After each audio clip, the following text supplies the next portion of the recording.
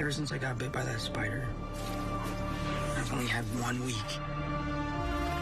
where my life has felt normal. That was when you found out. It looks fantastic. The friendly neighborhood Spider-Man shattered COVID records on the opening weekend. The prior record before this weekend was just $90 million from Venom.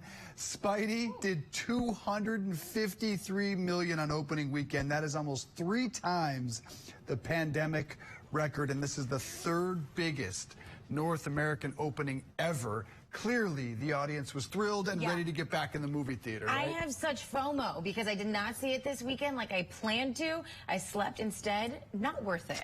I tried. It was sold out everywhere near me. Man, and I am not surprised. $600 million worldwide. That's how much the new Spider-Man movie, No Way Home, took in at the box office. And here at home, like Dave was saying, it smashed opening records for a movie during the pandemic. Now, we know that this, first appeared in comic books in 1962. Spider-Man has thrived on, print and on TV, and certainly in the movies, where all 10 feature films have made nearly $7 billion.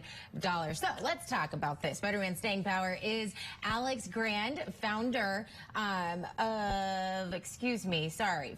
Comic Book Historians. Alex, good morning. How are you? Great. Thanks for having me here. Yeah, of course. All right. So it's making nearly $600 million. This is a great sign for theaters and the film industry. So what do you think about the movie? How'd you like it? Well, I saw it yesterday, and it's definitely the best superhero movie of all time. It was impressive how they had different characters, different actors, different versions of characters, all put together in the same movie. There was just enough screen time to deliver the heart that we need out of these movies, but also delivered the action spectacle that we've all come to expect. It also delivered a great lesson on mental health and crime and punishment, which was a really interesting factor to this. The fact that Spider-Man is a globally loved pop culture figure, the fact that we're all dealing with coronavirus at the same time, the same hardship, we have something like this to unify under. It's no surprise that it's made $600 million so far. I got to get back to what you just said there. Did you mean the best superhero movie ever, or just the best Spider-Man? We're talking better than Avengers Endgame and Infinity Wars? Yeah, it could very well be, because that one, they had to tie together a lot of plots to bring it together to its final conclusion. In this one, they weren't kept under that same kind of limitation. They could just explore the heart of Spider-Man. When Spider-Man was made back in 1962 by Stan Lee and Steve Ditko, basically you have a 15-year-old kid who's trying to discover themselves. Stan Lee with the dialogue of "with great power comes great responsibility." You have Steve Ditko's costume, the red and blue. It primarily means good, a good guy. But the sleek design, the way the eyes look on the face, there's no design like that. It's the best superhero costume of all time. So this movie captured a lot of those factors all in one. It's an incredible accomplishment. Is Spider-Man the most popular superhero, period, of the crew? Yeah, that's probably the case. There's something very relatable about Peter Parker and Spider-Man. A 15-year-old that's trying to figure out who they are, I think every generation can connect with that. Also, it's the concept of the web swinging. It's so much fun. It's a much more interesting way of travel than, let's say, just straight flying. Also, the concept of the different aspects of Peter Parker. You have the different movie versions. You have Tobey Maguire, who really represented humility. You have Andrew Garfield. His whole thing was dealing with grief. And then you have Tom Holland, who had a comedic innocence. And Spider-Man in the comics has all that stuff.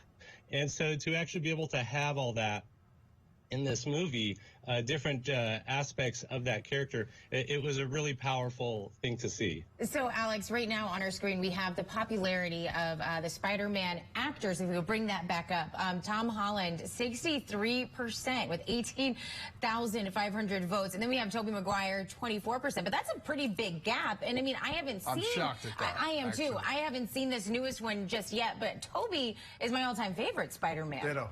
Right? Yeah, So, I love Tobey Maguire as well. I grew up on that. It hit me at just the right age. Right.